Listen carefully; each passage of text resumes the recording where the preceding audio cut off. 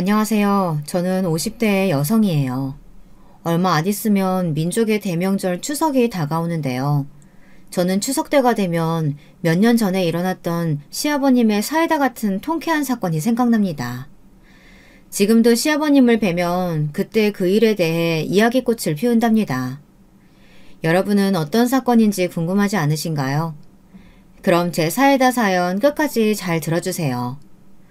요즘은 전통의 효라고 하는 개념이 점점 사라지고 있는 추세인 것 같아 마음이 아픈데요. 저 역시 시댁이나 친정 부모님이 연로하셔서 여간 걱정이 되는 것이 아니에요. 다행히 저의 시아버지는 아직까지 특별히 아픈 곳은 없으십니다. 그저 기력이 좀 떨어지셔서 그렇죠.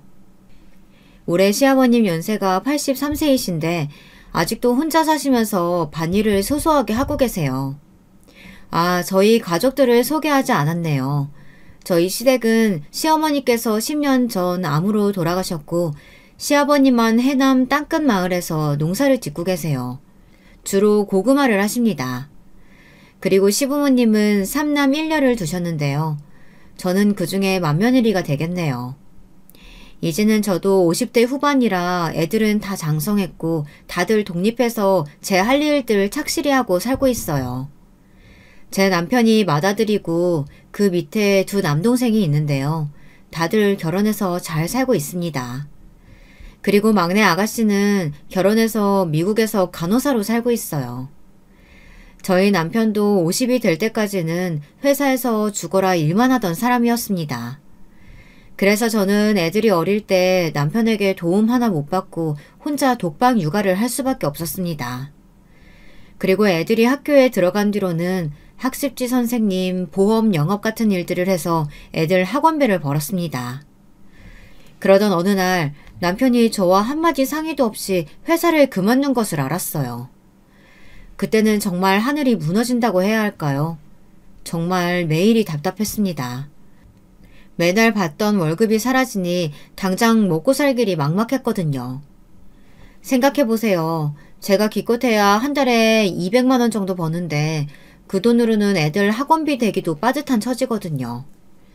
그런데 가정 경제의 주축을 담당했던 남편의 수입이 하루아침에 없어지니까 눈앞이 캄캄하더라고요. 물론 남편이 그동안 회사에서 일하느라 고생한 거 저도 다 압니다. 하지만 남편이 퇴직했을 때 큰애는 대학생이었고 작은애는 고등학생이었어요. 그 애들의 등록금이며 사교육비만 해도 얼마나 많이 들겠어요. 그런데 아무 대책 없이 회사를 그만둬 버리니까 남편에게 저절로 잔소리가 나올 수밖에 없었어요. 그러면 남편은 대꾸도 없이 휙하니 집을 나가버리는 것이었습니다.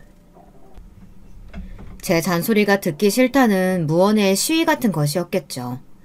지금은 화해하고 정답게 지내지만 그때는 정말 이혼이라도 해야 하나 하는 생각까지 들더라고요.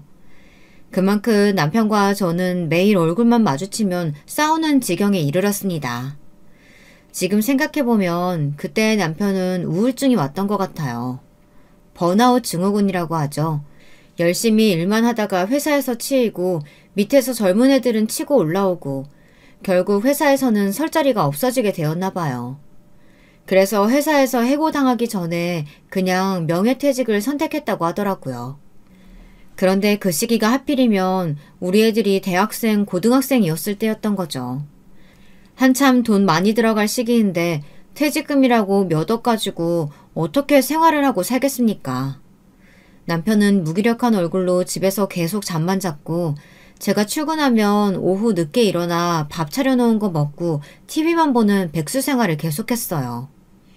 저는 아무리 잔소리를 해도 안 되니까 지쳐 남편을 소 닭 보듯 했고요. 우리 부부는 각방 생활을 한 지 꽤 오래됐거든요. 남편은 제가 코 고는 것이 시끄럽다고 하고 저는 자다가 남편이 뒤척거리는 것이 싫었습니다. 그러다 보니 서로 다른 방에서 지내면서 집만 같이 쓰는 사이가 되어버렸죠. 저는 답답한 마음을 호소할 곳이 없었습니다. 제 친정 부모님은 저를 금전적으로 도와주실 수 있는 처지가 아니셨어요. 그분들도 살기 빠듯하셨고 두 분 생활비도 오히려 제가 보태드려야 할 상황이었거든요. 제가 집안의 가장이 되었는데 여기저기 돈 들어갈 곳은 너무 많았어요. 저는 할 수 없이 시아버님께 전화를 했습니다. 시아버님은 원체 활달하고 긍정적인 성격이셨는데요. 시어머니가 돌아가신 후 갑자기 힘을 잃어버리셨어요. 시어머니가 살아계실 땐 종종 싸우기도 하셨지만 두 분 결혼 생활 내내 시아버님은 시어머님에게 의지하고 사셨던 것 같습니다. 아버님, 저예요, 큰마누리. 요즘 어떻게 지내세요? 그래, 맞으냐? 나야 뭐 맨날 똑같지.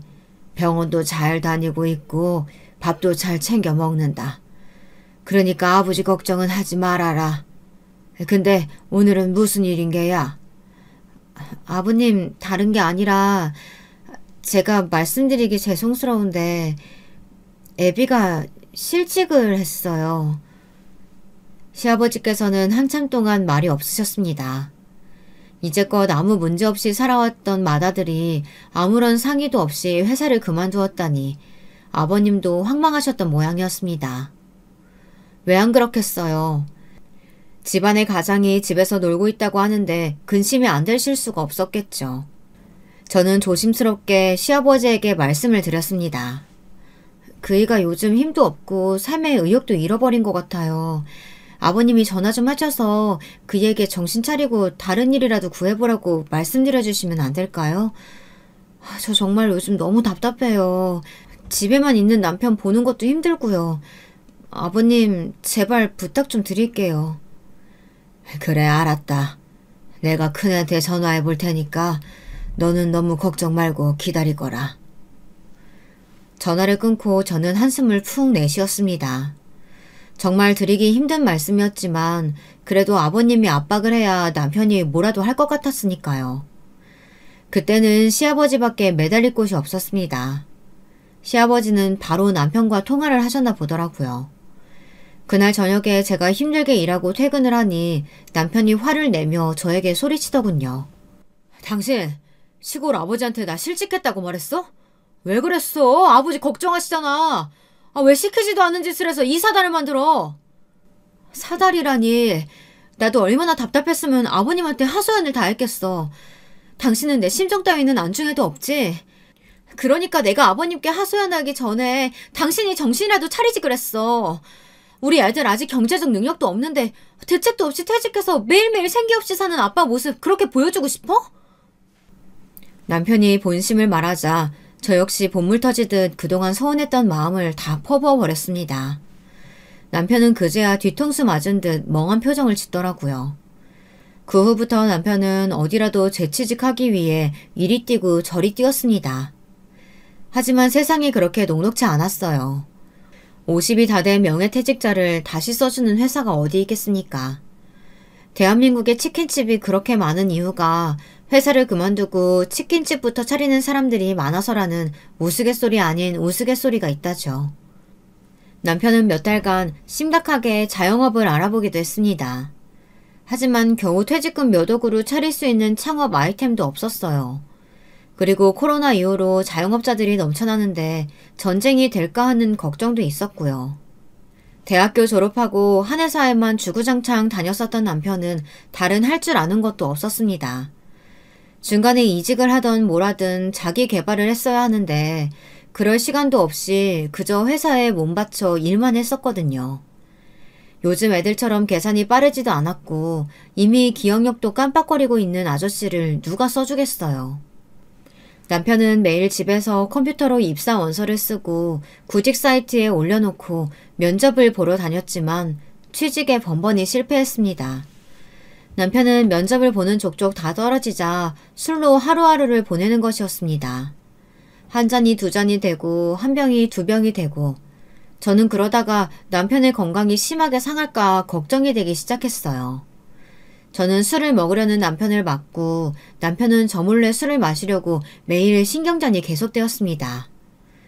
그러다 지친 저는 다시 한번 시아버지에게 도움을 요청했어요.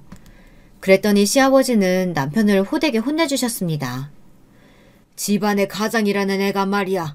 매일 술로 세월 보내려고 하면 어떡하냐? 그렇게 일자리 없으면 애비가 하는 고구마 농사나 와서 거들어. 나도 몇만 평 되는 밭 혼자 하려니까 힘들다. 그러니 네가 와서 애비도 도와주고 애비 밑에서 일해가지고 돈 벌어가면 되잖느냐. 그걸로 우리 손주들 먹여 살리면 되지. 왜? 농사는 힘들어 못 짓겠어? 80 먹은 이 애비도 아는데? 이제 겨우 50인 네가 못한다는 게 말이나 돼? 시아버지의 호통소리에 남편은 또 그제야 뭔가 해결이 된 것 같았습니다. 남편은 당장 가벼운 짐을 싸고 시아버지가 계시는 해남의 시댁으로 내려갔습니다. 저와 남편은 그렇게 주말 부부가 되었죠.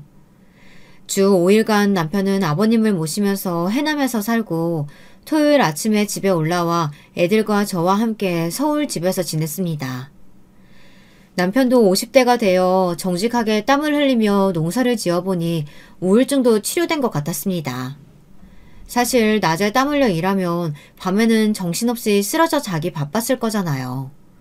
게다가 농사 지으며 햇빛을 많이 보니 남편은 점점 건강해졌습니다. 시아버지와 남편이 같이 지내니까 저도 아버님의 걱정을 덜게 되었고요. 처음엔 아버님이 요리를 하셔서 남편에게 밥을 차려주셨는데 남편이 슬슬 밥하는 법을 배워서 아버님께 밥을 차려드렸다고 합니다. 저는 주말마다 반찬을 바리바리 싸서 집에 왔다 다시 시댁으로 가는 남편에게 보냈습니다. 그러면서 꼭 시아버지께 전화해 남편과 함께 드시라고 당부했어요. 그러면 시아버지께서는 고맙다고 하시면서 저에게 애들 잘 챙기라고 말씀하셨습니다. 그래, 내 아들은 내가 잘 데리고 있으면서 사람 만들 테니까 넌 우리 손주들하고 잘 지내고 있어라. 반찬은 잘 먹으마. 네, 아버님 정말 감사해요. 아버님 덕에 그이가 정신 차린 것 같아서 저도 한결 마음이 놓이네요. 감기 조심하시고요. 남편은 시아버지 밑에서 농사를 배우며 농사에 새로운 판로를 열거나 농법을 바꾸는 등 교육을 받아가며 농사를 본격적인 사업으로 발전시켜 나갔습니다. 시아버지는 농사지은 작물들을 도매로 농협에 넘기기만 하셨는데 다른 판로나 인터넷으로 팔리는 걸 보시고 굉장히 신기해 하셨습니다. 그런 게 요즘 말하는 스마트 농법이냐며 남편을 대견해 하시기도 했나 봐요. 시골 동네에 가니 50 초반이었던 남편은 동네에서 청년 대접을 받았다는 겁니다. 그러니 동네 할아버지 할머니들에게 이것저것 부탁을 받았대요. 그러다 보니까 남편은 점점 만능 수리공 비슷하게 변해갔습니다. 그것도 시아버지는 흐뭇하게 바라보셨고요. 그렇게 남편은 아버님도 모시고 살면서 아버님에게 월급도 받고 상부상조하며 늙음하게 부자간의 정을 쌓아갔습니다. 사실 남편의 두 동생들에게는 아직 남편이 퇴직했다는 것은 비밀로 했었어요. 남편이 동생들 보기 쪽팔리다고 하면서 꼭 비밀로 하라고 했습니다. 그 비밀은 언제까지 지켜질지 모르겠지만 저는 일단 알겠다고 했습니다. 큰 시동생은 S전자에 다니고 있었고 작은 시동생은 중소기업을 하나 운영하고 있어요. 도시락 유통회사인데 둘 다 남부럽지 않을 만큼 돈을 잘 벌고 있습니다. 큰 시동생은 아산에 있는 S전자 반도체 근처에 있는 신도시 아파트에서 살고 있었고요. 작은 시동생은 서울에서 살고 있었습니다. 두 시동생들이 막 결혼했을 무렵에는 시댁의 명절 때만큼은 잘 찾아오곤 했습니다. 그때는 조카들도 어렸고 시어머니도 살아계시던 때였기 때문에 동서들이 시어머님 눈치를 봤거든요. 하지만 10년 전 시어머니가 돌아가신 후부터 동서들은 점점 명절에 이 핑계 저 핑계를 대며 혼자 사시는 시아버님을 찾아뵙지 않았습니다.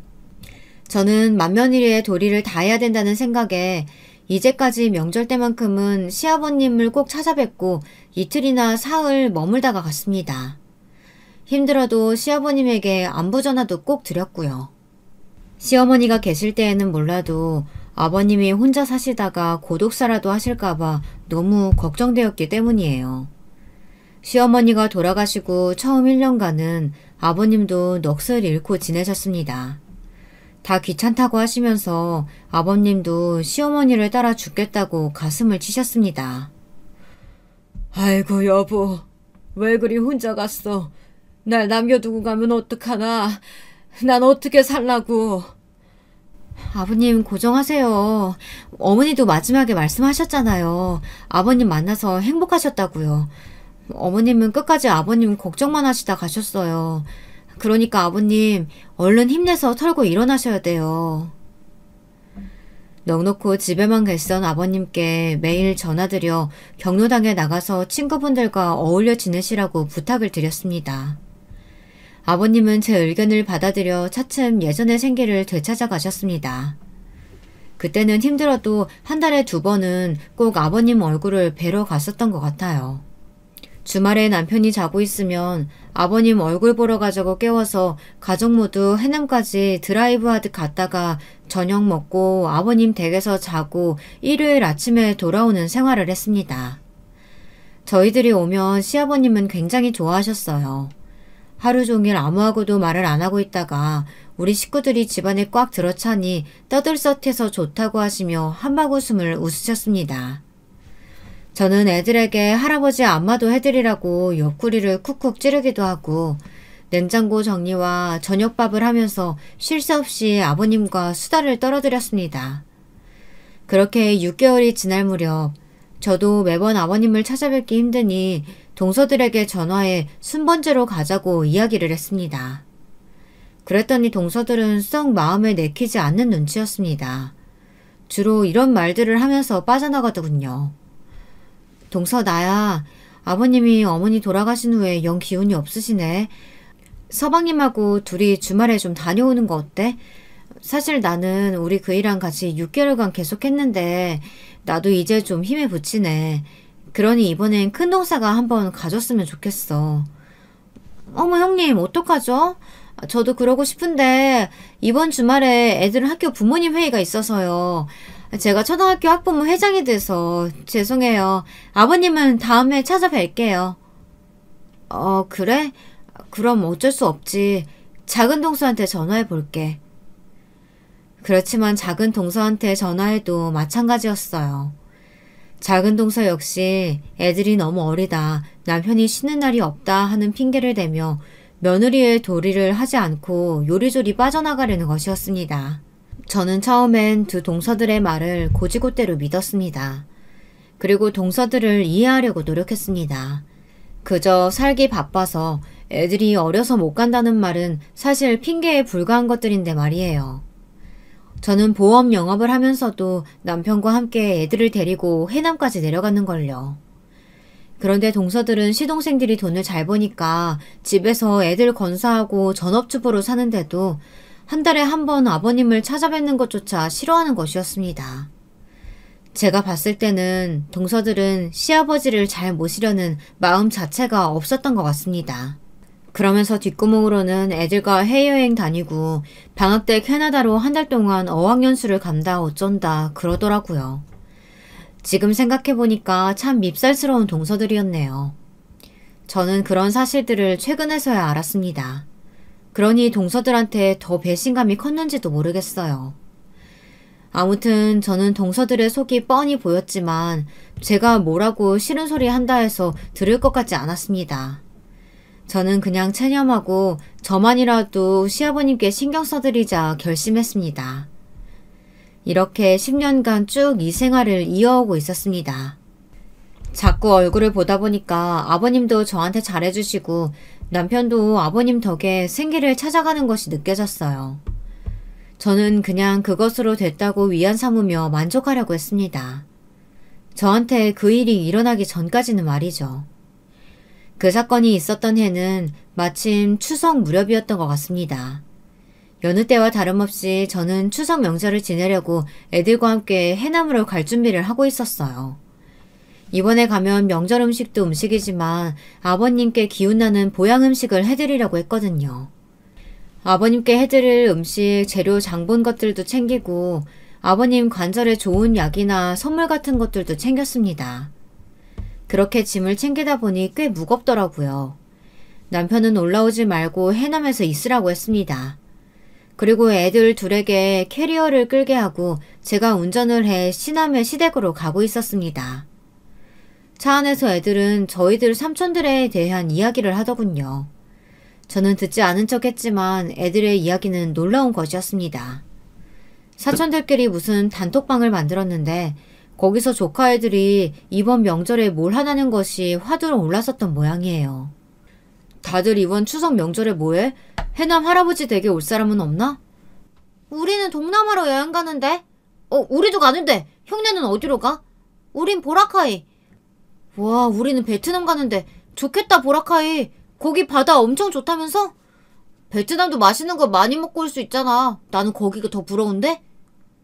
말없이 카톡에 올리는 단톡방을 보고 있던 작은아들이 갑자기 저에게 이런 푸념을 하는 것이었습니다. 우리는 왜 명절마다 시아버지가 계시는 해남으로만 가야 하느냐고요. 제 사촌동생들은 명절 때마다 시댁에 안 가고 해외여행만 다니는 것이 부러웠던 모양입니다. 저는 작은 아들을 엄하게 타일렀어요. 그런 말 하면 안 된다고요. 할아버지 찾아뵙고 인사드리는 게 자식과 손주의 도리라고 말이에요. 그러면 삼촌들은 할아버지 자식 아닌 거야? 이런 건 불공평하잖아. 우리 아빠는 맏아들이라는 이유로 할아버지 모시고 사는데 삼촌들은 이제껏 할아버지한테 도움 같은 거 드리는 걸 본 적 없잖아. 엄마는 그렇게 생각하지 않아요?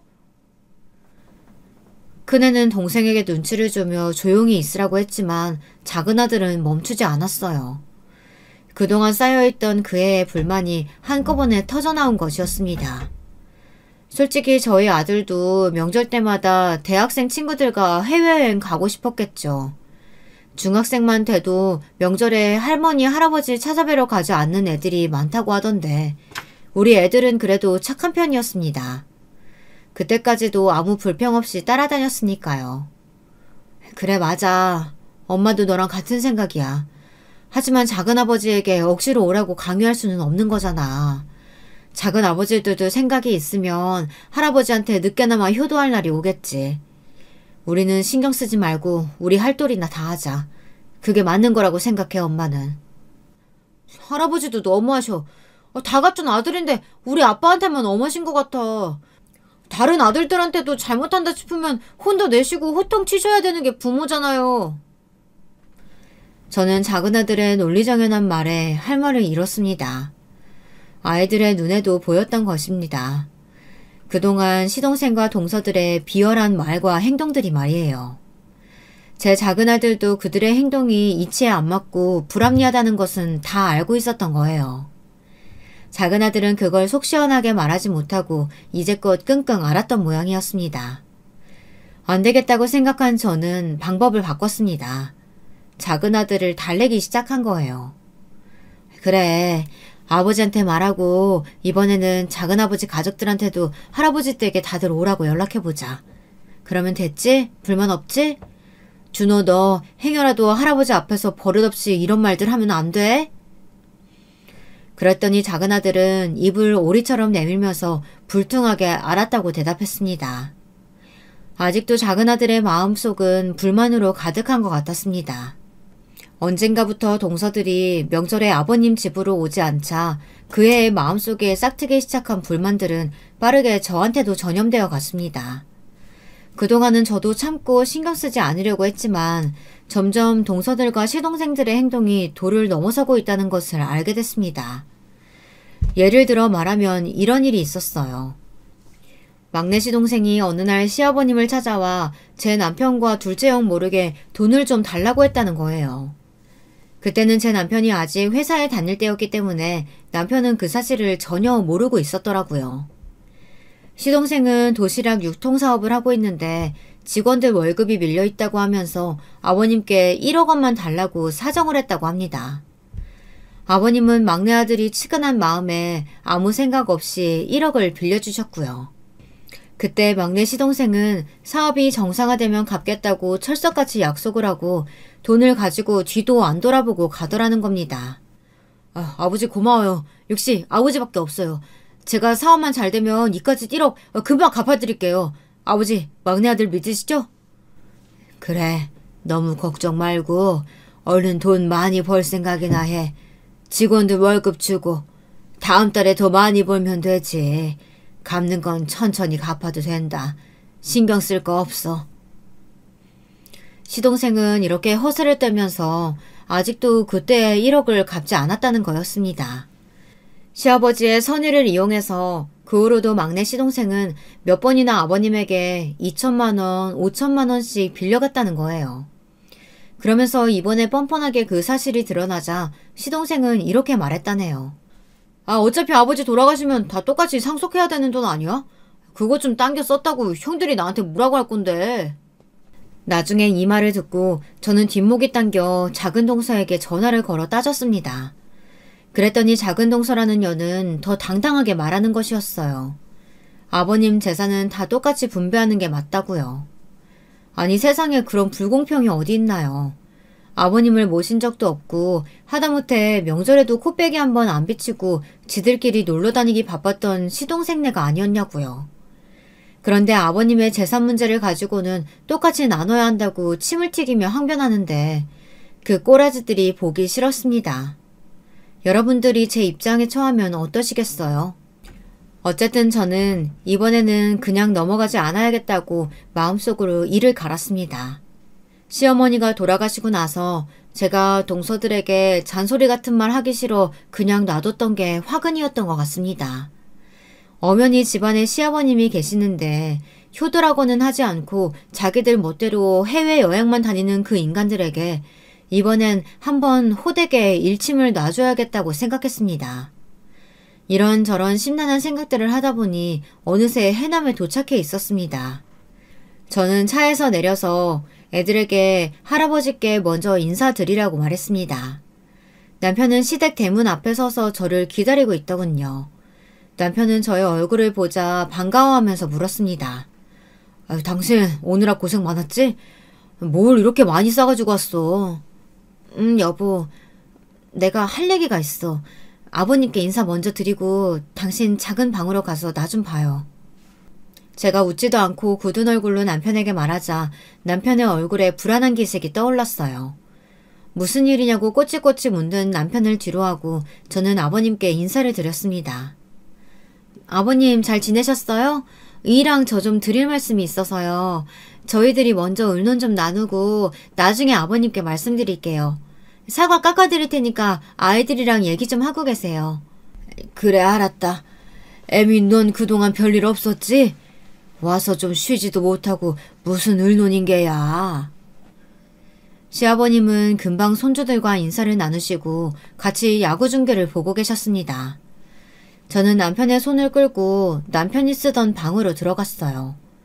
그리고 차 안에서 있었던 일들을 말했습니다. 남편은 심각한 표정으로 제 말을 다 듣고 나더니 저에게 말하더라고요. 안 그래도 그동안은 첫째로서 실직한 것이 쪽팔려 동생들에게 바른 말을 하지 못했는데 지금 생각해보니 그게 잘못된 것이었다고요.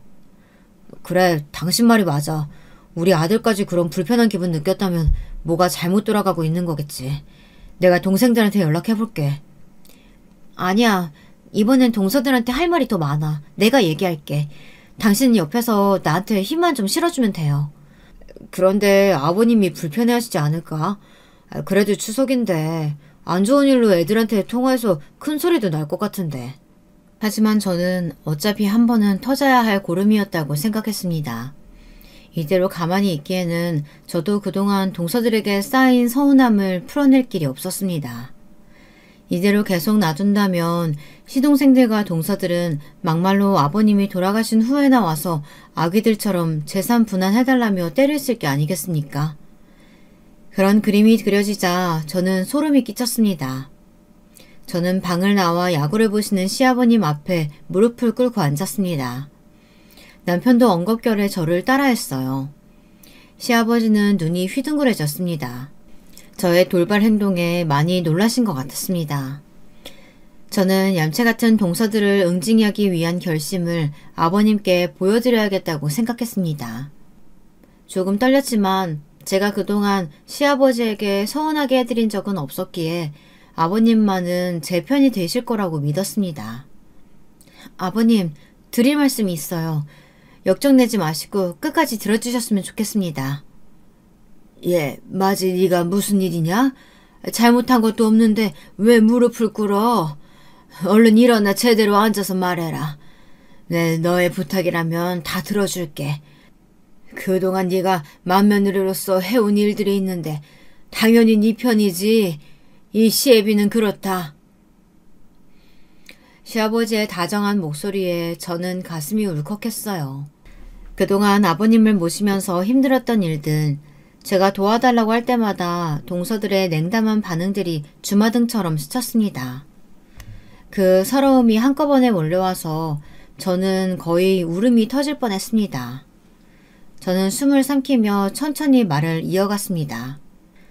아버님, 제가 맏며느리 노릇 제대로 못해서 동서들이 저를 우습게 보는 것 같아요. 오늘도 보세요. 추석에 시댁에 온 가족들은 저희뿐인걸요. 큰 시동생네, 작은 시동네네는 동남아 여행 간다고 아버님 댁에 올 생각도 하지 않잖아요. 이게 과연 옳은 일인 걸까요? 아버님이 한번 시동생들이랑 동생들 기강 좀 잡아주셨으면 좋겠습니다. 그래, 내 그것들이 못돼 처먹어서 나한테 와서는 손만 벌리고 지들 필요한 돈만 주면 싹 입 닫고 가버리는 건 알고 있었다. 하지만 그것들도 자식들이라고 이제까지 참아왔어. 근데 내가 잘못했다. 네 말을 듣고 보니 그동안 네가 마음고생이 심했겠구나. 시아버지는 무조건 제 편이라면서 든든하고 인자하게 웃으셨어요. 저는 아버님의 미소에 용기 100배 해서 우선 큰동서에게 전화를 걸었습니다. 큰동서는 전화를 계속 받지 않다가 제가 끈질기게 대여섯 번 전화를 걸자 할 수 없이 받았나 봐요. 큰동서는 시큰둥한 목소리로 오만불손하게 전화를 받았습니다. 아, 형님, 저 지금 해외에 있어서 전화 오래 못해요. 통화료 많이 나오니까 용건만 간단히 하세요. 동서, 지금 추석 연휴인 거 알아? 동서가 언제부터 이렇게 나한테 당당해졌어? 추석이면 시댁에 와서 아버님께 인사도 드리고 다만 밥 한 끼라도 먹고 가야 자식된 도리인 거 아니야? 형님, 그런 설교 하실 거면 끊어요. 저 지금 관광하러 가야 돼요. 바쁘다고요. 근동서의 쩌렁쩌렁한 목소리는 옆에 계시던 시아버지의 귀에도 다 들려왔습니다. 시아버님은 정말 분기가 탱천하신 것 같았습니다. 저에게서 수화기를 낚아채시더니 까랑까랑한 목소리로 소리를 지르셨습니다. 작은 애 너 이년, 어디니 형님한테 이렇게 오만방자하게 굴어? 네 시애비가 뒷방 늙은이라고 지금 무시하는 거냐? 아버님 옆에 계셨어요? 여보, 형님이 지금 아버지 댁에 계신 거야. 어떡해. 당신이 좀 전화 좀 받아봐. 큰동서는 크게 당황해서 큰 시동생을 불러댔어요. 시동생이 전화를 넘겨받아 시아버지께 따지지 말라는 것이 제 뒤에 똑똑히 들려왔습니다.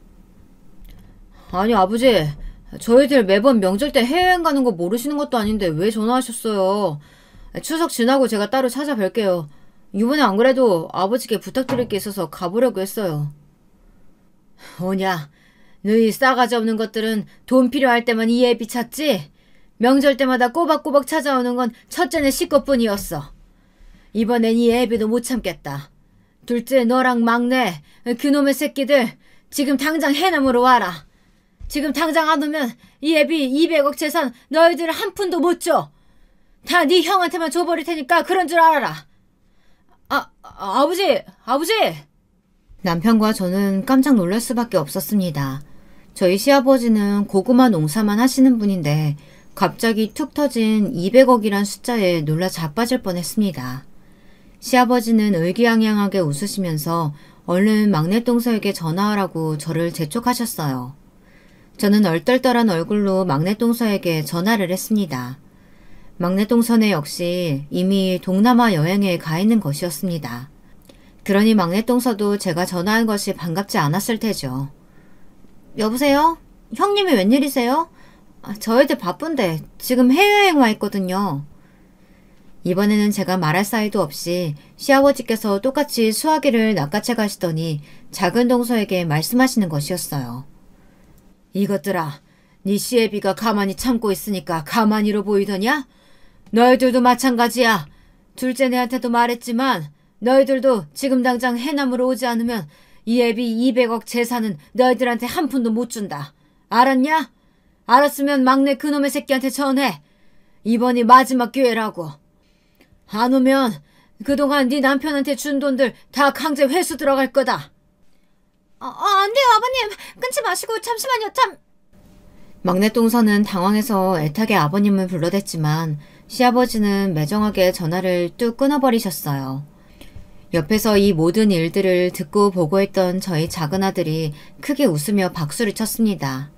그리고는 할아버지를 향해 엄지를 척 내밀며 말하는 것이었습니다. 와, 우리 할아버지 상남자네요. 아, 후련해. 삼촌들 좀 당황하셨겠는데요? 그러냐? 이 할애비가 옛날엔 좀 상남자란 소리 많이 들었다. 니도 작은아버지들 못마땅해 보였던 게로구나. 할애비가 이제 교통정리 싹 다 했으니까 너희들은 아무 말 말고 굿이나 보고 떡이나 먹어라. 제가 몇 년간 고민했던 사안을 아버님은 이렇게 한방에 해결해 주셨습니다. 역시 우리 시아버지는 해결사 같은 면모가 있으신 것 같았습니다. 남편은 자기 아버지가 이런 분인 줄은 몰랐던 것 같습니다. 남편은 의문이 가득한 눈으로 쪼글쪼글 주름진 시아버지의 눈을 한참 동안 바라보다 무겁게 입을 열었습니다. 아버지, 200억이라니 그게 무슨 말씀이세요? 아버지 그냥 해보시는 말씀이죠? 둘째 셋째가 하도 괘씸하니까 아버지 그냥 거짓말로 퉁치시려고 그러시는 거죠? 왜, 거짓말 같아? 안 믿기냐? 너야말로 애비가 누군지 잘 모르는 것 같구나. 이 애비가 언제 허튼 소리 하는 거 봤더냐? 시아버지는 씩 미소를 지으셨습니다. 그 미소가 꼭 장난꾸러기 같아 저는 풋 헛웃음이 나왔습니다. 아버님은 저희 부부를 앉혀놓고 그 재산의 경위에 대해 설명해 주셨어요. 시아버지가 말씀해 주신 200억에 대한 스토리는 이런 것이었습니다. 저희 아버님이 처음부터 해남에서 고구마 농사를 지으신 것은 아니었습니다. 시아버지는 젊었을 적 농사밖에 모르시던 시아버님의 부모님 댁에서 농사가 싫다고 도망쳐 나오셨다고 합니다. 그 후 서울에서 쌀 배달이며 연탄 배달 등 안 해보신 일이 없으셨다네요. 그렇게 고생하시면서 악착같이 돈을 모아 그 당시 뻘밭이었던 강남 땅을 사들이셨던 것입니다. 그리고 강남의 아파트 붐이 일어날 때쯤 시아버지는 한 건설사 사장을 만나 그분을 믿고 아파트 분양을 맡으셨대요. 그때 부동산 시장이 호재뿐이었잖아요. 그러다 보니 아버님은 아파트 건설사와 손을 잡고 아버님의 땅에 아파트를 지으셨던 거예요. 그렇게 아버님은 강남 땅 뻘밭에서 기적을 이뤄내셨던 것입니다. 아버님은 그 후로도 어디에 부동산 호재가 있다는 소문남 나면 그쪽 건물을 올리고 계속 돈을 벌어들이셨어요. 그래서 지금까지 건물 세 채와 현금만 해도 200억이 넘는 재산을 가지고 계셨던 것이었어요. 시아버지는 이렇게 말씀하셨습니다. 내가 죽으면 첫째 네가 다 가져가거라. 네가 너무 마음이 약해서 큰일이다. 내가 죽고 난 뒤 네 동생들이 악어 새끼들처럼 내 유산 다 꿀꺽해버릴까봐 걱정됐었어. 그래서 내 재산에 대한 건 비밀로 했었던 게야. 근데 그 둘째 셋째 그 싸가지 없는 놈들이 그동안 너 모르게 이 애비한테 알랑방귀 끼면서 2천 3천 가져다가 이번에 막내 놈은 글쎄 1억 원을 달라고 하지 뭐겠냐. 내 그것들 꼬라지를 참고 두고 보다가 이젠 놓을 때가 된 것 같다. 저희 부부는 그제야 고개를 끄덕일 수밖에 없었습니다. 시아버지께서는 다 계획이 있으셨던 것이었어요. 자식들을 안 보시는 척하면서 전부 머릿속에 계산하고 등급을 매겨놓으셨던 거예요. 해남에서 밭 몇만 평을 사시고 고구마 농사를 지으셨던 것도 이 동네에 고속도로가 뚫린다는 소문을 믿으시고 보상급을 받으려고 사셨다는 겁니다. 그래서 그동안 혼자서도 농사를 계속 하셨던 것이었대요. 저희 시아버지는 한마디로 돈 버는 데는 도가 트신 분이었던 거였습니다. 그날 큰 시동생과 작은 시동생은 어떻게 됐을까요? 당연히 둘 다 해남에 오지 못했어요.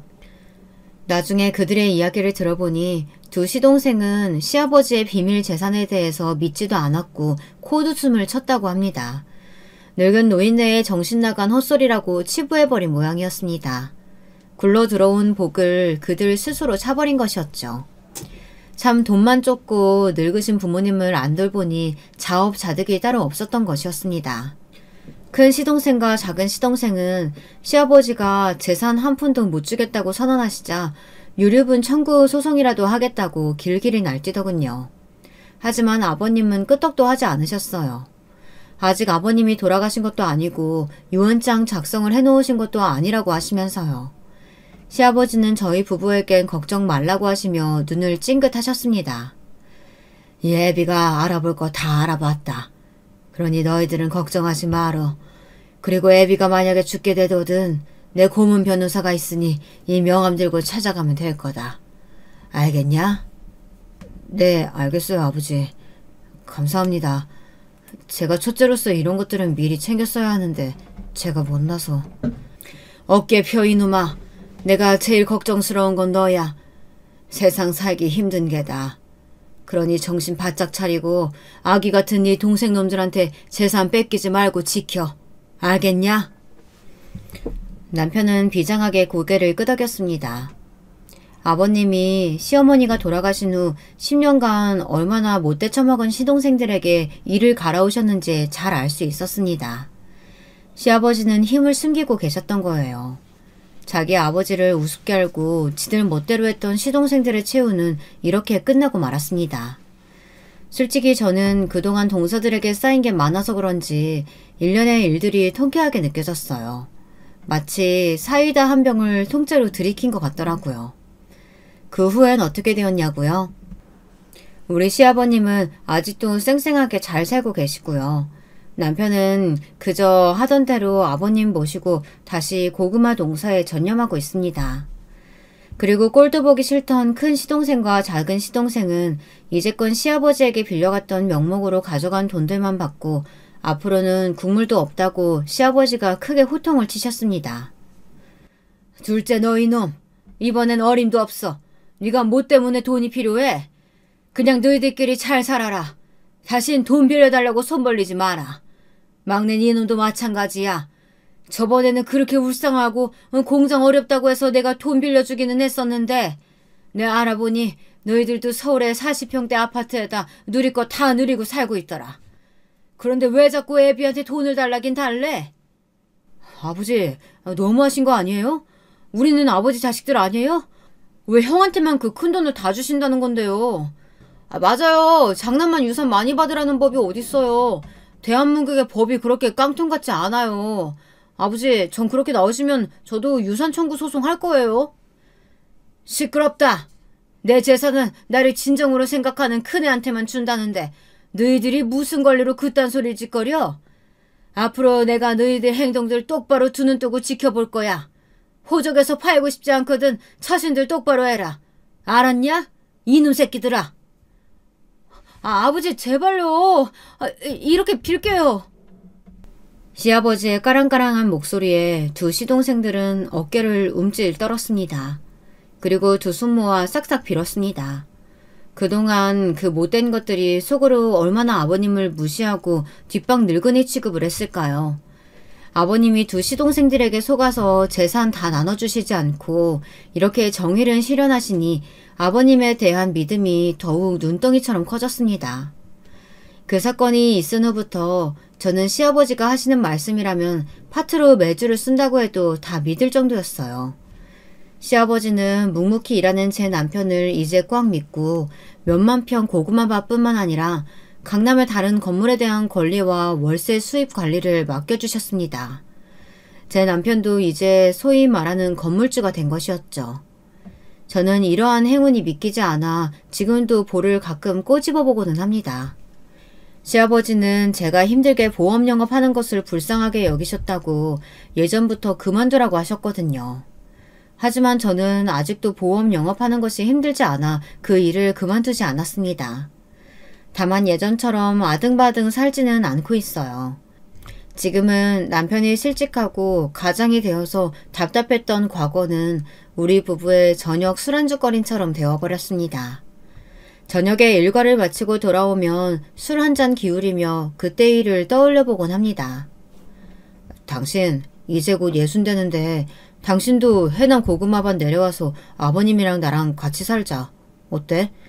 애들도 이제 회사 들어갔고 지들이 알아서 결혼도 할 거 아니야. 그러면 우리도 시골에서 전원생활 하자고. 유유자적하게. 그래, 나도 생각 좀 해볼게. 아무래도 애들이 둘 다 집 떠나면 나도 집 정리하고 아버님 말년까지 모시려고 생각했었어. 뭐 조금 앞당겨진다고 생각하지 뭐. 시아버지는 가끔 그런 말씀을 하시더군요. 아직도 저나 남편 모르게 큰 시동생, 둘째 시동생이 아버님께 전화해 싹싹 빌어도 보고 아버님에게 소송 건다고 페류나 같은 짓거리도 한다고 하더라고요. 그 말을 들을 때마다 저는 소름이 오싹 끼칩니다. 혹시나 시아버님이 돌아가시고 나면 그 시동생들에게 남편이 얼마나 닥달을 당할까 그런 생각이 들어서 말이에요. 제가 그런 걱정스러운 기색을 내비치면 시아버지는 웃으면서 저를 안심시켜 주십니다. 그네야, 걱정하지 마라. 내가 그 욕심은 많은 것들이 니네 부부 재산에 손 못 대도록 잘 단돌이 시켜놨으니까. 내가 만약 죽더라도 애비한테 고문 변호사 명함 줬다. 유언장에 함부로 손 못 댈 거야. 앞으로는 너희들 마음대로 돈 쓰고 살아. 애빈이가 보험 그깟 거 안 해도 평생 먹고 살 만큼 돈은 있으니까. 내가 네 덕분에 말년이 참으로 행복하다. 죽을 때까지 건강하게 팔팔하게 살다가 갈란다. 그러려면 운동도 열심히 하고 일도 쉬지 말아야지. 네, 아버님. 아버님 덕분에 제가 많이 배워가요. 저도 이제 노년 준비해야 하는데 아버님 오래오래 사시면서 저희 부부 앞으로도 잘 지도해 주세요. 그러려면 꼭 오래 사셔야 돼요. 제 대답에 시아버지는 호탕하게 웃으시면서 제 등을 두드려 주셨습니다. 저희 부부는 아들만 둘이니 앞으로 아버님의 지혜를 배워야지요. 그런 일은 정말 없어야겠지만 저희 부부도 말년에 애들한테 주도권 잡혀 휘둘릴지도 모르니까요. 네, 저도 우리 시아버지 같은 멋진 노인으로 늙어가는 것이 소원이 되었습니다. 앞으로 살면서 제 애들에게도 부모님에게 효도해야 한다는 것을 몸소 보여주면서 살고 싶습니다. 저도 늙어서 7, 80세가 되면 아들 둘에게 휘둘리지 않고 우리 시아버님만큼만 하고 살고 싶어요. 오늘 제 이야기는 여기까지인데요. 여러분, 제 이야기 어떻게 들으셨는지 궁금합니다. 현명함은 노년의 훈장이다. 이런 말이 탈무드에 있다고 하던데요.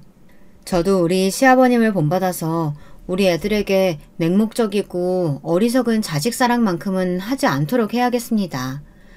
그 애들이 잘못 나가면 바로 잡아줄 수 있는 부모 노릇을 해야겠다는 생각입니다. 제 사연이 더운 여름 사이다 같은 시원함을 조금이라도 여러분께 드릴 수 있었다면 좋겠네요. 이것으로 제 사연은 마치겠습니다. 여러분들 가정에 축복이 가득하시길 빌겠습니다. 추석 잘 보내시길 바랄게요.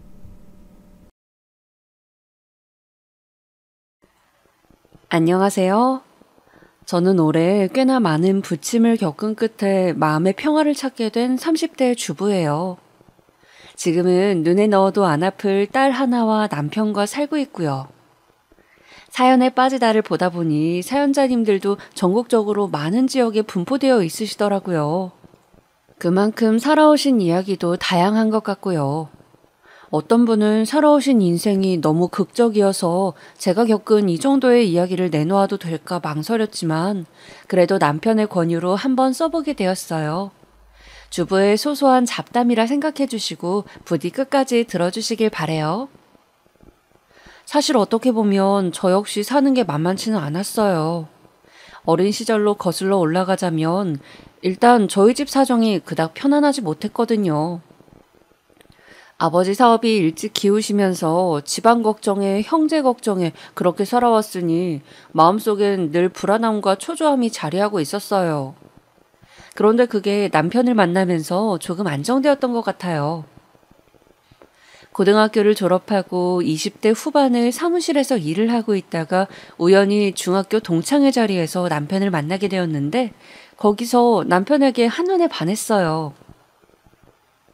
야, 너 덕수 너는 어째 그대로다? 변한 게 없어. 변한 게 없긴. 너야말로 그대로인데 여전히 이쁘네. 뭐하고 살아? 남편 입에서 이쁘다는 말이 의외로 설레더라고요. 사실 남편은 제가 중학교 내내 짝사랑했지만 고백 한번 하지 못하고 끝난 상대였거든요. 비운의 짝사랑이었죠. 그래서 그런지 남편의 뒤로 자꾸 후광이 비춰졌어요. 그나저나 동창회 생각보다 길어지는데 우리 나가서 이야기할래? 그래서 당돌하게도 무작정 나가자고 남편을 꼬드겼어요. 나가서 한 건 별거 없었지만 동창회가 끝나고 나서도 어떻게든 연을 이어나가려 했어요. 남편은 당시 당구장을 운영하고 있다고 했는데 당구장이 생각보다 멀지 않다고 하더라고요. 그 덕분에 저는 거의 매일 남편을 보러 나갔어요. 당구 치러 왔다는 명목으로요.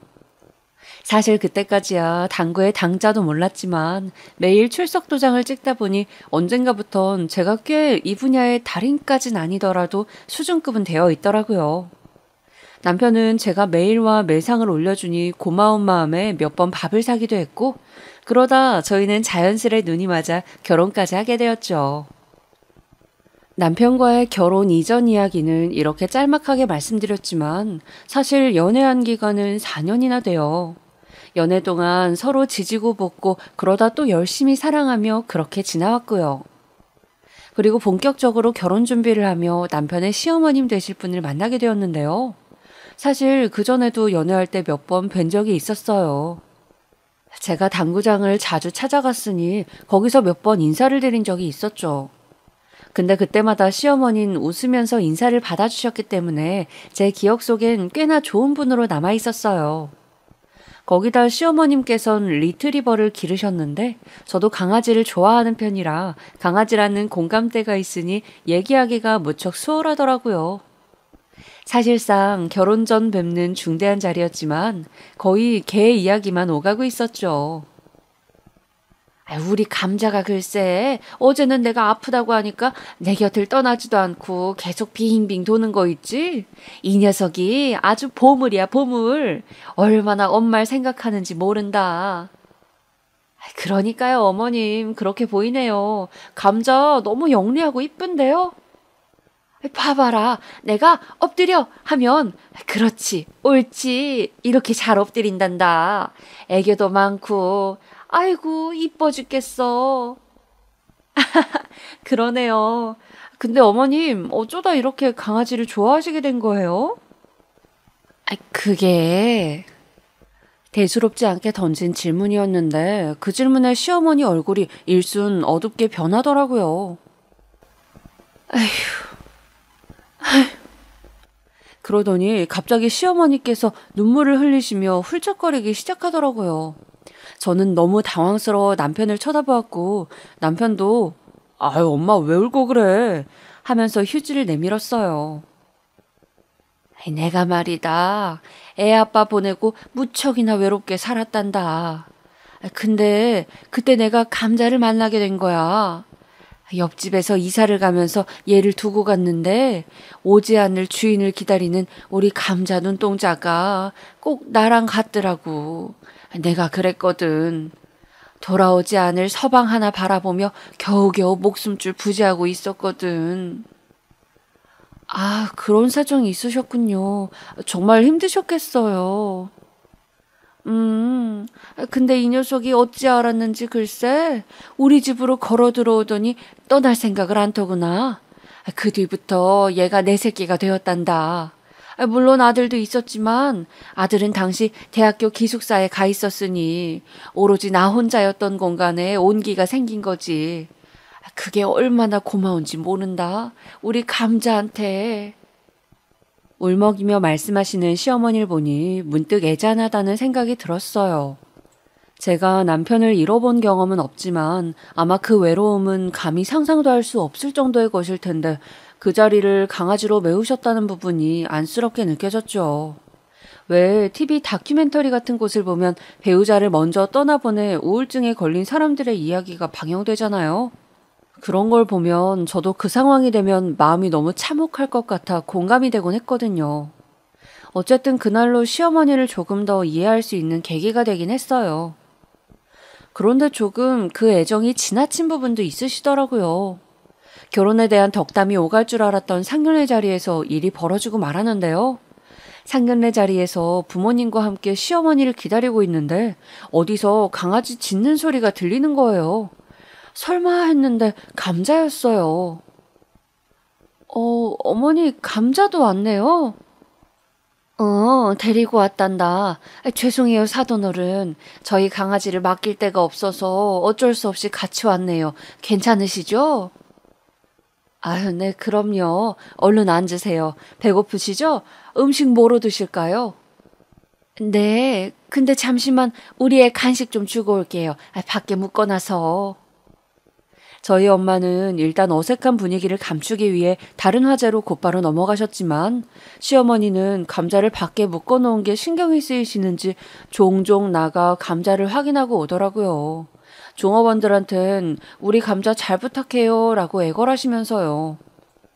사실 아무리 강아지가 각별하다 해도 상견례 자리에까지 데려오는 건 조금 그렇지 않나요? 뭐 물론 맡길 데가 없으시다니까 이해했어요. 제가 개를 안 키워봤으니 그 심정을 모를 수도 있고요. 근데 저희 엄마는 사실 강아지를 특별히 좋아하시는 분이 아니라 나중에 시어머니를 두고 이런 말씀을 하시더라고요. 나는 사돈이 아무리 그래도 장례식장에 개를 데려올 줄은 몰랐네. 그치. 나도 놀라긴 했어. 그래도 우리 시어머니가 힘드셨을 때 강아지 덕분에 우울증도 극복하시고 잘 살 수 있게 되셨대. 그래서 자식처럼 애정이 각별하신가 봐. 시어머니에게 들은 이야기가 있던지라 그 자리에서 시어머니 편을 들었지만 솔직히 그때까지만 해도 시어머니의 강아지, 감자가 저희의 신혼생활을 방해할 거란 생각은 못했습니다. 근데 예상은 보기 좋게 빗나갔고 어머니의 애완견이 저의 행복해야 할 신혼생활에 문제가 되고 말았죠. 아니, 정확히 말하면 시어머니가 문제였다고 할까요? 남편은 연애 중반부터 신혼집은 시댁 근처로 마련하고 싶다는 이야기를 해왔기에 저희는 신혼집을 시댁 근처로 잡았는데요. 저도 시부를 먼저 떠나보내고 혼자 계신 시어머니를 걱정하는 남편 마음이 이해가 되었기 때문에 그때는 서로 동의하에 그렇게 한 거였어요. 허나 정확히는 신혼생활 한 지 한 달 정도 되었을 즈음 제 결정이 바로 후회되더라고요. 4년이나 남편을 만나면서 알지 못했던 것이 있었는데 바로 남편이 꽤나 마마보이였던 겁니다. 남편은 시댁을 거의 제 집 드나들듯 들었어요. 어째 독립을 했지만 정서적으론 엄마 품을 떠나지 못하는 아기새처럼 말이죠. 심지어 주말엔 우리끼리 부부만의 생활을 즐기고 싶었는데 어머니와 감자를 보러 가자고 보채는 바람에 어쩔 수 없이 가야 할 때가 있었어요. 사실상 시어머니가 저한테 나쁘게 구는 건 아니었지만 솔직히 말해 한 번씩 잔소리를 하실 때가 있었거든요. 그것도 개 때문에요. 얘 목줄을 너무 강하게 잡았다. 이러면 감자가 아파해. 네? 네, 어머님 죄송해요. 아휴, 정말 여러 번 가르쳐도 또 그러네. 그리고 감자가 냄새 맡을 땐 서줘라. 얘네들은 냄새 맡으면서 스트레스를 푸는 거야. 하루 종일 아파트 같은 데 갇혀 사니까 이렇게 하루에 한 번씩 냄새 맡는 게 유일한 휴식인 거지. 아휴, 그 생각만 하면 내가 마음이 아프네. 그럼 어머님, 아파트 말고 감자를 위해서라도 전원주택 같은 데 사시는 건 어떠세요? 생각 안 해본 건 아닌데, 전원주택은 아무래도 관리가 까다로우니까. 근데 너 아까 감자 밥은 제대로 줬지? 얘가 어째 오늘 배고프다고 자꾸 칭얼거리네. 네, 줬는데요. 주시라는 것만. 확실한 거지? 아휴, 근데 얘가 자꾸 왜 이런다? 어머니는 감자에 대해선 유독 예민하게 구셨어요. 물론 이해야 됐어요. 허나 저도 사람인지라 며느리인 저에게 자꾸 강아지 목줄을 세게 감는다며 무안을 주시니까 기분이 퍽 좋진 않더라고요. 거기다가 강아지 산책이 보통 일은 아니잖아요. 한 번 하면 1시간은 기본인데 저희 어머니는 어찌나 체력이 좋으신지 기본 나갔다 하면 3시간이었어요. 거기다 대형견 산책이니 제가 산책을 시키는 게 아니고 걔가 저를 끌고 다니며 산책을 시켜주더라고요. 어머니, 너무 더운데 이제 좀 들어가 쉬면 안 될까요? 어머, 얘 좀 봐. 들어가긴 왜 들어가. 뭐 힘들다고. 아직 우리 감자 더 있고 싶다 하잖니. 그지 감자야? 아, 그래, 그래. 알겠다. 더 뛰자. 아, 네. 얘, 그렇게 힘드니? 젊은 애가 그 체력으로 어쩌려 그래. 안 되겠다. 내가 너 헬스라도 끊어줘야지. 그 체력으로 애도 못 낳겠어. 저번에 운동 하나도 안 한다고 그러던데 그러다 나이 들면 골병 들어. 이리 줘봐라. 내가 목줄 잡게. 안 돼, 여기요. 감사합니다. 아휴, 나갔다 오면 온몸이 땀범벅에 그대로 침대에 지쳐 나가 떨어지고 말았는데요. 참고로 저는 제일 좋아하는 운동이 숨쉬기 운동입니다. 등산, 계단 오르기 이런 거 딱 싫어해요. 어렸을 때부터 그랬어요. 그렇다고 운동 안 한다고 살찌는 체질도 아니라 부모님도 뭐라 안 하셨고요. 근데 시어머니는 주말에 갈 때마다 3시간씩 땡볕에도 계산책을 하니 이건 뭐 극기 훈련이나 다름없더라고요. 거기다 더 뛰어야 한다고 재촉하시니 제가 헉헉대며 너무 힘들다 하자 남편도 그때부턴 계산책을 할 기세면 오늘은 나만 나갔다 올게 하며 혼자 나가곤 했어요. 그런데 비단 문제는 이게 아니었어요. 사실 신혼이면 부부만의 시간도 필요하고 관계를 가질 여력도 있어야 하는데 도저히 그럴 수가 없더라고요. 평일엔 서로 바쁘고 주말이라도 남편과 신혼다운 신혼을 즐기고 싶은데 이건 신혼생활인지 10년 산 부부생활인지 도통 알 수가 없게 되었죠. 결국 이건 좀 아니라는 생각이 들어 남편을 붙들고 이야기를 하게 됐어요. 여보, 당신이 어머님 걱정하는 거 아는데 우리 부부관계에 더 신경을 써주면 안 되는 거야? 무슨 말이야? 우리 지금까지 데이트한 적이 몇 번이나 돼. 주말만 되면 시댁 가자고 조르는 바람에 어디 한번 나간 적이 없잖아. 나는 당신이랑 한강 데이트도 하고 싶고 자전거도 타고 싶단 말이야. 밀린 영화도 마음껏 보고 싶고 주말이면 휴식도 취하고 싶은데 이 모든 계획이 다 엉켜버리잖아. 아, 알겠어. 그래, 내가 그 부분은 미처 생각 못했다. 알겠어. 앞으로는 엄마 집 가는 횟수는 줄일게. 남편은 곧바로 미안하다며 사과했고 앞으로는 저와의 시간에 더 공을 들이겠다고 했어요. 저도 이제 주말의 일상이 변하길 잔뜩 기대하고 있었죠. 근데 역시나 불길한 예감은 적중했어요. 그 다음 주 주말이 되자 기대되는 마음으로 새로 산 옷도 입고 향수도 뿌리고 준비를 마치고 나왔는데 남편이 시어머니 전화를 받더니 곤란한 표정으로 그러더라고요. 엄마가 갑자기 동창회 모임이 생겨서 감자를 봐달라는데. 뭐? 아니 갑자기? 이걸 갑자기 말씀하시면 어떡하자는 거야. 그럼 우리 약속은. 아, 몰라. 안 된다고 해. 우리 약속이 선약이잖아. 아, 그게 여보. 근데 엄마도 말하는 걸 깜빡하셨대. 감자 못 돌봐주면 우리 엄마 또 난리 칠 것 같은데. 여보, 저기 미안한데 오늘은 당신 혼자 자전거 타면 안 될까? 아니면 내가 좀 이따 상황 보고 밤에 한강으로 나갈게. 그래, 그렇게 하면 되겠다. 뭐라고? 지금 장난해? 제가 결국 너무 화가 나 빽 소리를 지르자 남편도 움찔하더라고요. 그런데 그 순간 시어머니로부터 전화가 왔더군요. 네, 어머니. 얘야, 미안하다. 내가 동창회가 오늘인 줄 깜빡했지 뭐니. 오늘 하루만 감자 좀 받아오. 정말 미안하다. 대신 내가 올 때 너 좋아하는 단팥빵 사오마. 부탁한다, 아가.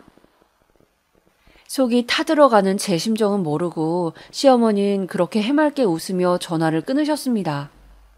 결국 그날 남편과 함께 울며 겨자 먹기로 감자를 보러 가야 했네요. 근데 돌보는 내내 화가 나 있어서 표정도 안 풀리고 감자가 애교를 부려도 꼴보기가 싫더라고요. 솔직히 시어머니가 동창회 약속 깜빡한 건 그렇다 치고 매번 감자를 왜 저희에게만 맡기려고 하시는 건지 정말 이해가 안 됐습니다. 그래서 이 문제에 대해 남편과 상의한 끝에 저 나름대로 해결 방법을 찾아 말씀드려봤어요. 저 어머님, 요즘은 강아지 애견 호텔도 있고 펫시터라고 해서 집으로 와 방문해 돌봐주는 사람도 있거든요. 혹시 어딜 가실 일 있을 때 펫시터를 고용해 보시는 건 어때요? 뭐? 펫시터? 베이비시터 같이 뭐 그런 거니? 네, 어머님, 절대 이상한 사람이 아니고요. 언제든지 연락하실 수 있어요. 강아지 상태도 확인할 수 있고요. 제 친구도 출장 가거나 여행 갈 땐 펫시터를 고용한다고 하더라고요. 아, 그리고 애견 호텔도 되게 좋아요. 시설도 깔끔하고 위생적인 곳 많고요. 아이고, 얘 아무리 그래도 그렇지 네 친구 너무 책임감 없는 거 아니니? 네?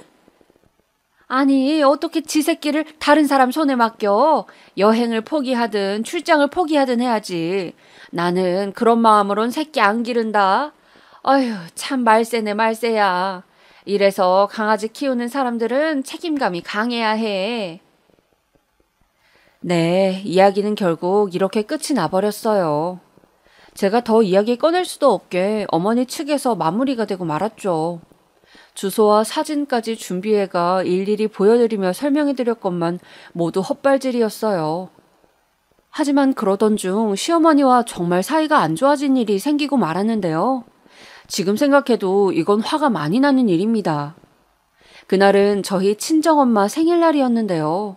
엄마와 오랜만에 백화점 쇼핑도 하고 이것저것 맛있는 것도 먹으면서 모녀의 데이트를 즐기려고 레스토랑도 예약해둔 날이었어요. 근데 엄마가 저희 남편도 끼워야 하지 않겠냐며 남편까지 부르자고 하더라고요. 저야 시어머니 생신 때 가긴 했지만 사실 저희 엄마 아빠는 굳이 사위까지 생일에 못하러 부르냐며 안 부르시는 성격이셨는데 오랜만에 사위 얼굴이 보고 싶었나 봐요. 그래서 그날 엄마랑 같이 시간 보내지 않겠냐며 남편의 의사를 먼저 물어봤더니 장모님 생신이라고? 아유, 나야 불러주시면 좋지. 맛있는 것도 얻어먹고. 하면서 흔쾌히 수락했어요.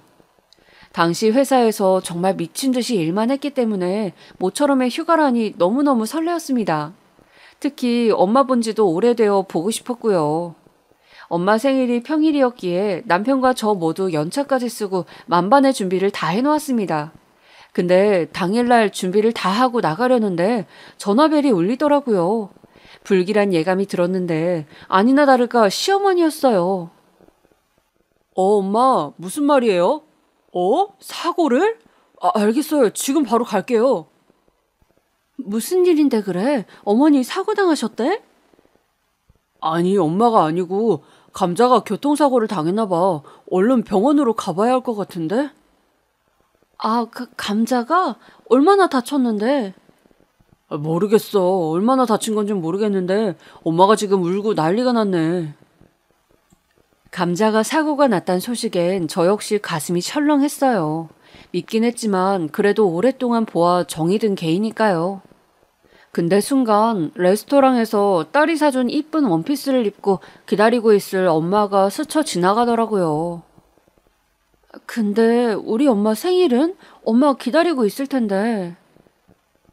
그러네. 장모님 어쩌지? 남편도 어쩔 줄 몰라 했어요. 그 상황에서 남편이라도 그럼 친정엄마에게 가 이런 상황이 생겼다고 설명드리라고 했다면 저는 곧바로 엄마한테 갔을 거예요. 근데 남편도 아무 말 못하고 그냥 쩔쩔매고만 있더라고요. 결국 그런 남편이 답답해서 제가 결단을 내렸죠. 나도 엄마가 기다리시니까 그럼 일단은 거기 먼저 들렸다 갈게.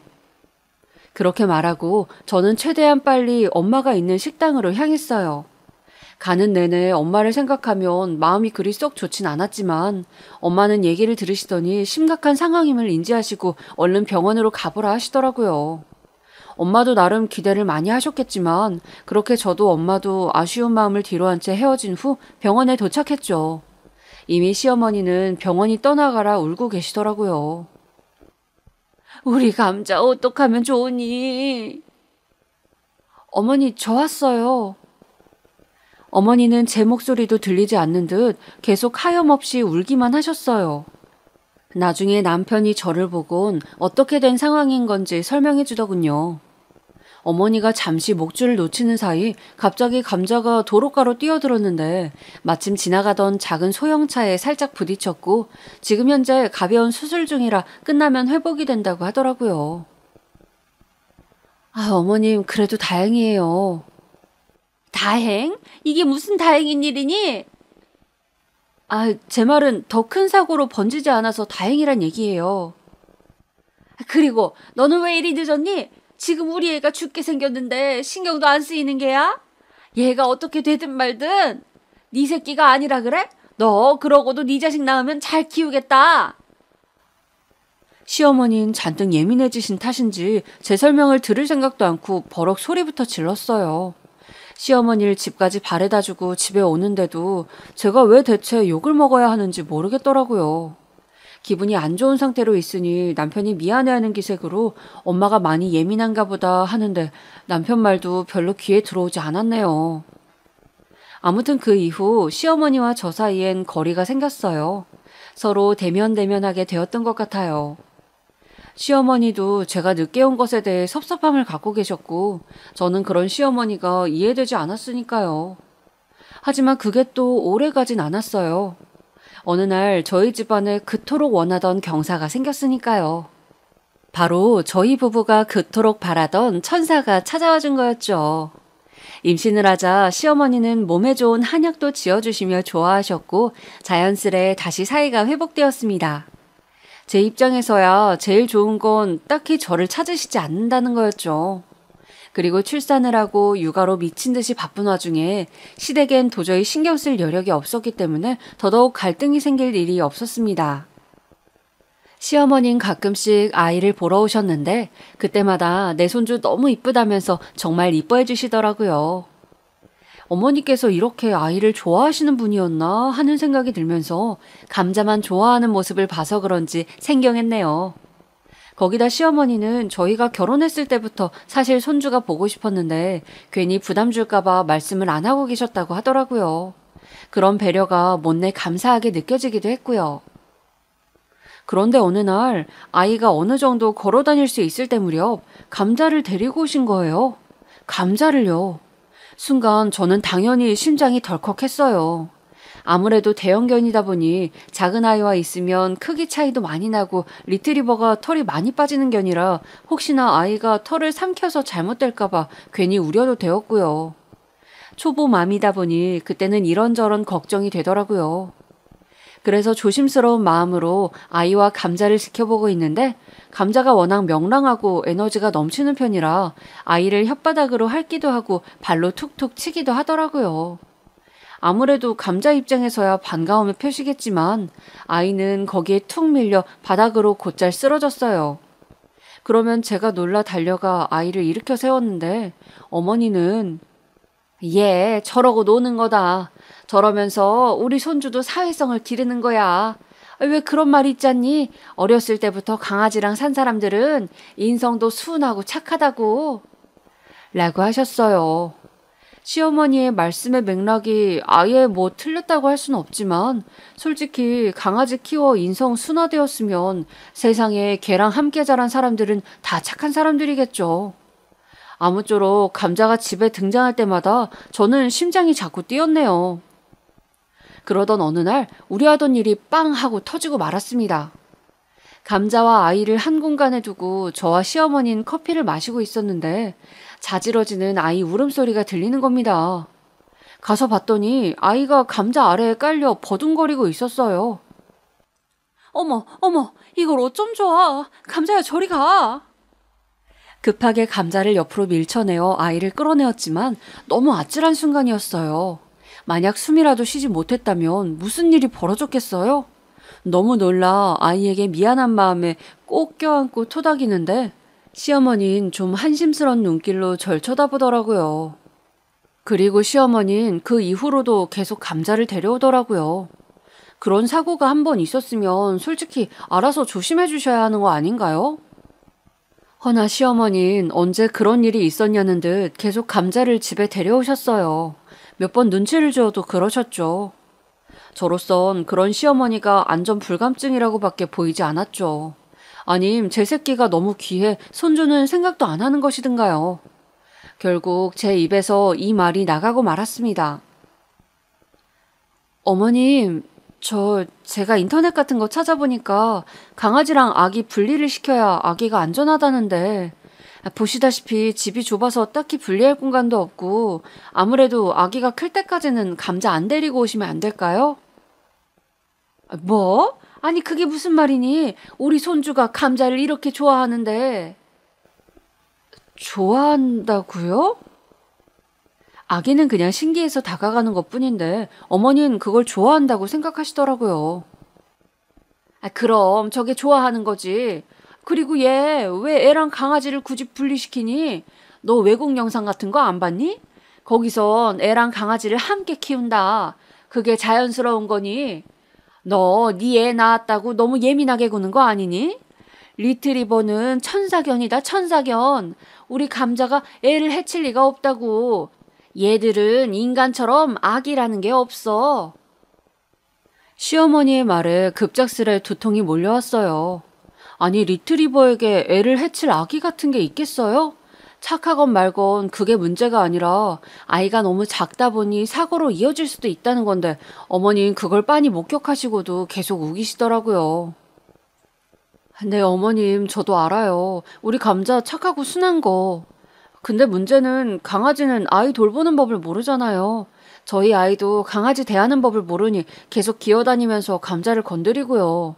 그러니 아이를 위해서라도 강아지 위험해서라도. 아유, 됐다. 듣기 싫어. 너도 참 어쩜 강아지를 몰라도 어쩜 모르니. 하기야 지 새끼가 제일 중요하긴 하겠지. 이대로 포기할 수가 없어 영상까지 보여주며 설명을 했지만 먹통이었습니다. 심지어 나중엔 씩씩거리며 감자를 나쁜 강아지 취급했다고 벌컥 화를 내시는 거예요. 대체 왜 자기가 화를 내는 건지 그땐 저도 열이 받아 화가 난 목소리로 어머님께 말씀드렸죠. 어머님, 어쨌든 저번에 사고로 이어질 뻔했잖아요. 걱정도 안 되시는 거예요? 아무리 강아지가 소중해도 그렇지 우리 정이는 어머님 손녀잖아요. 손녀딸 귀하지 않으세요? 그러자 제 말에 어머니는 짐짓 가만히 있으시더니 저를 노려보시더군요. 그 섬뜩한 눈길에 저도 모르게 움찔했습니다. 그래, 어디 네 소원대로 돌아가마. 다신 감자 데리고 오지 않는다고. 감자야, 가자. 솔직히 그날 어머니와 목소리를 높여 언쟁을 벌이고 난 후엔 저도 마음이 찝찝했습니다. 근데 어머님은 이번 일로 단단히 삐지신 건지 저에게 연락도 없으시고 문자에 답장도 안 하시더라고요. 심지어 남편에게도 자기는 며느리 없다고 생각하며 살아야 마음이 편하단 말을 하셨다는데 솔직히 말해 너무 옹졸하더군요. 명절날엔 가끔 찾아뵈어도 비꼬는 말씀을 해 제 심기를 살살 긁기까지 했어요. 정이는 어디 있니? 집에 강아지가 있으니까 애는 친정에 맡기고 왔어요. 하, 왜? 우리 감자가 정이 때릴까봐? 아이고, 그래, 그럼 안 되지. 그럼 큰일 나지. 아유, 엄마, 왜 그래, 자꾸. 그럼 이 사람도 진짜 스트레스 받아. 그냥 조심하자는 차원에서 말한 거잖아. 엄마도 받아들일 건 받아들여야지. 남편이 말리긴 했지만 그게 들어먹을 리도 없었어요. 흥 하는 콧바람 소리를 내더니 쏙 자기 방으로 들어가 아무 말도 없이 TV만 보시더라고요. 그 뒤부턴 명절자리 정말 가시방석이 따로 없었습니다. 이 대한민국엔 명절이 왜 이리 많을까 생각할 정도로 너무 스트레스를 많이 받았어요. 시어머니 집만 갔다 오면 머리가 아파 두통약을 먹어야 할 지경이었죠.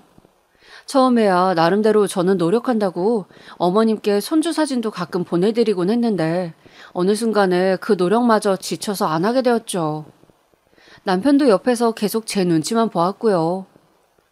그러던 중 큰 사단이 일어나게 되었는데요. 저희 아이가 2살 될 무렵 벌어진 일이었어요. 어느 날 아이가 자꾸 울어 다가가 살펴보니 몸이 불덩이처럼 뜨겁더라고요. 놀라서 체온계를 재보니 열이 39도나 되었어요. 어머, 어떡해. 마침 동네 소아과가 열려있어 급히 데려가 약을 처방받았어요. 그리고 아이 곁에서 열이 떨어지기만을 기다리며 열심히 아이를 간호하고 있었죠. 근데 때마침 어머니에게서 오랜만에 연락이 온 거예요. 자기가 나갈 일이 있는데 감자 밥을 먹이러 와달라는 문자였죠. 마침 남편이 출장을 간지라 부탁할 사람이 저밖에 없었던 거였어요. 근데 저 역시 아이에게 매여 있으니 갈 수 있는 상황이 안 되어 못 간다고 말씀을 드렸습니다. 그랬더니 시어머니께서 잠자코 아무 말씀 없이 전화를 끊으셨어요. 아이가 아프다고 했으니 알아들으셨겠지 싶어 저는 다시 우리 아이 열이 떨어지기만을 기다리고 있었죠. 그런데 그날 밤 갑자기 쿵쿵쿵 문소리가 들려 나가보았더니 시어머니 얼굴이 인터폰 너머에 보이는 거예요. 이 밤중에 무슨 일이지 싶어 문을 열었는데 어머님 무슨 일이에요? 그 순간 깜짝 놀랐습니다. 시어머니가 제게 손을 번쩍 치켜드는데 뺨을 맞는 줄 알았거든요. 살면서 한 번도 누구에게도 한 번 안 맞아본 뺨을요. 어머니, 지금 저 때리려 하신 거예요? 걔보다 못한 년? 네 새끼만 중요하냐? 네 새끼만 중요해. 너는 이제부터 우리 집 며느리 아니다. 다신 시댁 문턱 넘을 생각하지 마. 뭐라고요? 지금 저한테 걔보다 못한 년이라 하신 거예요? 그래. 시어머니 그 말만 한 채 돌아가 버리셨고 저는 이 일을 두고 지금 내가 무슨 일을 당한 건가 생각할 틈도 없이 황당함에 말이 나오지 않았어요. 그러다 출장 갔던 남편이 돌아왔을 때 쌓인 화를 그대로 풀게 되었죠. 어머니가 나보고 며느리 아니래. 네 새끼만 중요하냐고. 나보고 걔만도 못한 년이래. 내가 왜 이런 취급받으며 살아야 해? 정말? 엄마가 그랬단 말이야? 그래, 내가 없는 말을 지어내겠어? 당신 엄마 진짜 미친 사람 같아. 그런데 마마보이인 남편이 자기 엄마 욕하는 말에도 대꾸하지 않고 가만히 듣더니 이내 알겠다며 뭔가 결심이 선 듯한 얼굴로 다시 나가더라고요. 그리고 남편은 그 다음날 새벽에 들어왔어요. 그때까지도 남편이 무슨 행동을 할지 알 길이 없었습니다. 남편이 무슨 일을 저질렀는진 시어머니의 전화로 어렴풋이 짐작하게 되었어요. 너 감자 데리고 바다 구경 시켜준다더니 어디 있니? 감자 좀 보여줘봐라. 영상통화하게. 엄마, 감자 팔아버렸어요. 뭐? 그게 무슨 말이니? 팔아버렸다니? 개장수한테 팔았다고요. 그 말에 시어머니는 역시나 곧장 숨을 헐떡이며 집으로 달려오셨고 떨리는 목소리로 다시금 남편에게 물으셨어요. 거짓말이지? 너 그냥 엄마한테 화나서 그런 말 하는 거지? 아이, 알았다. 내가 다 잘못했어. 며느라가한테 다신 안 그럴게. 그러니 말해다오. 우리 감자 어디 있는지. 어디 있는진 나도 몰라요. 엄마 그만 가요. 우리 밥 먹어야 하니까. 밥이 넘어가니 지금? 밥이 넘어가냐고?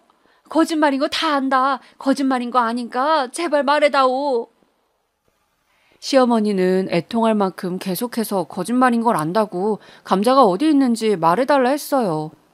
허나 남편이 시어머니의 반복되는 질문에도 정말로 팔았다 하니 갑자기 그 자리에 주저앉으셔선 오열을 하기 시작했어요. 정말 눈앞에서 자식을 잃은 어미처럼 거의 진이 빠질 정도로 우시는데 이러다 무슨 일이 나면 어쩌나 싶었죠. 당신 정말 팔았어? 팔았어. 친구가 아는 개장수한테. 제가 우는 시어머니를 뒤로하고 남편에게 슬그머니 물어봤지만 대답은 한결같았습니다. 시어머니는 그렇게 한참을 우시더니 뭔가 받아들이셨는지 넋을 잃은 얼굴로 현관문 밖으로 나가셨습니다. 비틀거리는 발걸음으로 겨우겨우 문 밖으로 나가시는데 그 뒷모습을 보자니 저도 숨이 턱 막히더라고요. 그 이후 시어머니는 우리와 가까운 곳에서는 살기 싫다며 이사까지 가시고 저희에겐 연락 한 통이 없었습니다. 남편이 가끔 연락을 드렸지만 아예 받지 않으셨죠. 아마 감자를 잃은 상사병으로 시름시름 알아누워 계신 듯 했어요. 어느 날 저와 남편이 겨우 시어머니 친구를 통해 사시는 곳을 알아내어 가보니 거의 죽어가는 모양새로 누워 죽만 떠먹으며 지내고 있으시더라고요. 죽도 하루에 반 끼만 드시며 사시는 듯 했는데 남편이 더 드셔야 한다 하면 자식 잃은 어미가 무슨 입맛이 돈다고 밥을 먹으라 하는 거니. 이 모든 게 다 내 불찰이다. 내 죄야. 내가 죄를 지어 감자가 그렇게 된 거야. 불쌍한 우리 감자. 라며 힘없는 목소리로 중얼거리시곤 했어요. 그런 시어머니 모습을 보니 저도 마음이 썩 좋진 않더라고요. 그러던 어느 날 남편이 오랜만에 시어머니를 모시고 1박 2일로 여행을 갔다 오자고 하더라고요. 물론 그때까지 시어머니는 저희와 아예 이야기를 하려 하지도 않으셨어요. 그런데 남편이 어떻게 잘 구슬렸나 보더라고요. 제가 잘못한 건 없었지만 괜히 죄송하다고 시어머님한텐 고개를 못 들겠더라고요. 내가 남편에게 화만 안 냈으면 이렇게까지 되진 않았을 텐데 같은 생각이 머릿속에 계속 맴돌았거든요. 그렇게 남편은 시어머니를 거의 끌어내다시피 하여 차에 태우곤 어딘가로 향했어요. 가시는 내내 시어머니는 아무 말씀 없으셨지만 그래도 오랜만에 밖에 나오신 게 좋은지 창밖을 계속 바라보고 계셨습니다. 아마도 감자와 여길 왔다면 좋았겠구나 하는 생각을 하시는 것 같았어요. 해안가 도로를 2시간가량 달려 도착한 곳은 정원이 있는 이쁜 주택이었어요. 와, 예쁘네. 여기가 당신 친구가 하는 펜션이라고? 들어가 보자. 그런데 그때였어요. 어딘가 개 짖는 소리가 들리더라고요. 설마 하여 남편을 보았는데 빙그레 웃더군요. 시어머니의 시선이가 닿은 곳엔 금색 털을 지닌 감자가 꼬리를 살랑거리며 우리를 보고 있었어요. 그리고 시어머니가 두 손을 넓게 벌리자 감자는 그 품속으로 달려들었어요. 어머, 감자야! 감자야! 아이고, 내 새끼! 아이고! 그래, 엄마 왔다! 엄마야! 그렇게 감자와 다시 재회하게 된 시어머니는 엉엉 울며 감자를 오래도록 끌어안으셨고 그제서야 알게 된 사실이지만 남편은 감자를 팔아버린 게 아니라 여기 친구하는 펜션에 맡겨두고 있었더라고요. 저희 가족은 그날 펜션에서 바닷소리를 들으며 오랜만에 감자와 함께 삼겹살을 구워 먹으며 단란한 시간을 보내었어요. 그리고 오래도록 못한 많은 이야기를 나누었죠. 그럼 그렇지. 당신도 감자와 함께한 시간이 긴데 아무리 화났다 해도 감자를 죽게 내버려둘 사람은 아니라 생각했어. 그랬어? 그래도 개장수한테 팔아버렸다면 어쩌니? 나 거의 죽기 직전이었어, 이 녀석아. 알아요. 근데 이렇게 안 하면 엄마가 계속 감자한테 빠져서 정신을 못 차릴 것 같았어요. 아무리 그래도 손주 아픈데 걔 안 챙겼다고 며느리한테 손 올린 건 너무하잖아요. 그래, 나도 안다, 알아. 미안해, 며느라가. 미안해. 내가 괜히 시어머니랍시고 꼬장을 부렸어. 나도 앞으로 조심하마. 그리고 어머니는 한참을 펜션을 둘러보시더니 돌아가는 길에 이런 말씀을 하시더라고요. 감자가 넓은 펜션에서 행복하게 뛰어 지내는 모습이 너무 좋아 보였다고. 어차피 이사 간 김에 아예 시골로 내려가 사시겠다고요. 괜찮으시겠어요, 어머니? 전원주택 손 많이 가실 텐데. 괜찮아. 힘들겠지. 그래도 우리 감자가 행복하다면야. 어차피 아파트는 주민들 항의도 많았고 대형견 살기엔 안 좋잖아. 그건 그래요, 엄마. 잘 생각했어요. 내가 집사람이랑 알아볼게요. 시어머니가 결정을 내리신 후엔 저희는 시골 쪽에 이쁜 집을 알아보러 다녔고 나름 평수가 큰 전원주택을 만나게 되었어요. 잔디밭도 앞에 있어 감자가 뛰어다니기도 너무 좋겠더라고요. 리트리버 수명이 그리 긴 편이 아닌데 남은 생 시어머니와 감자가 이곳에서 행복하게 사신다면 너무 좋을 것 같아 그렇게 집 한 채를 마련해드렸습니다. 시어머니 역시 이곳을 보시더니 환호성을 지르시면서 무척 행복해 하시더라고요. 어머님, 좋으세요? 그럼 너무 좋지. 고맙다, 우리 며느라가. 이제 나 용서한 거지? 네, 마음 다 풀었어요. 걱정 마세요. 고맙다. 내가 무슨 복이 있는지 우리 감자도 만나고 아량 넓은 며느라가도 두었네. 그래도 늙은이 너무 시골에 혼자 두지 말고 가끔은 놀러 와야 해. 그리고 저와 시어머니는 해피엔딩이라면 해피엔딩인 결말을 맞이하게 되었어요. 시어머니 때문에 스트레스 받고 힘들었던 시간이 길어 그런지 막상 시어머니와 화해하게 됐을 땐 괜히 눈물도 나더라고요. 아무쪼록 지루하셨을 긴 저의 이야기 들어주셔 감사하고요. 날씨 많이 더운데 모두 더위 조심하시고요. 항상 여러분들의 가정에 행복과 평안이 가득하길 바랍니다.